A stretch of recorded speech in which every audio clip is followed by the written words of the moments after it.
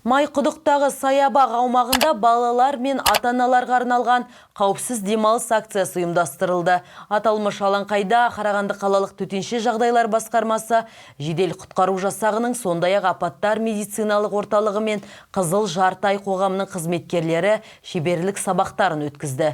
Толығырақ тілші бейнематериалында. Жазғы демалыс күндері барша ата-аналар балаларының бос уақытын ұйымдастыруға мүмкіндігі бола бермейді. Сол себепті де ойын баласы көп жағдайда аулада ойнайды. Баласының бос уақыты қалай өтетіні, ата-ана қарауынсыз қалған бала қандай жайтқа ұшырауы мүмкін, мамандар тоқталып өтті.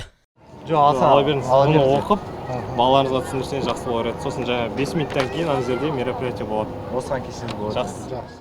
Қарағанды қаласының төтенше жағдайлар басқармасы ойын балаларының назарын аудару үшін Майқұдық саябағында аниматорларды шақырған. Алғашқы медициналық көмек, өзіңді және өзгелерді құтқар. Қауіпсіз тоған осы бөлімдердің барлығы қиын жұмысқа қажетті құтқарушылар мен дәрігерлердің реквизиттермен және керек жарақтармен, муляждармен, таңғыштармен безендірілген.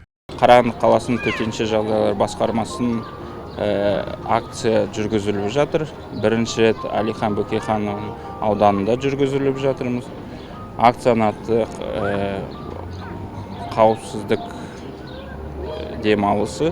Бүгін саябаққа ата-аналармен келген балалар кәсіби мамандардан мұрнынан қан кетуді тоқтату, естен танғанда көмектесу, таңғыш орауды үйренді. Қызықты жиын барысында балаларға қауіпсіздік негіздерін білу бойынша кроссвордты шешуге арналған викториналар қарастырылды. Дұрыс жауаптары мен белсенді қатысқан балалар үшін сыйлықтар мен балмұздақтар үлестірілді.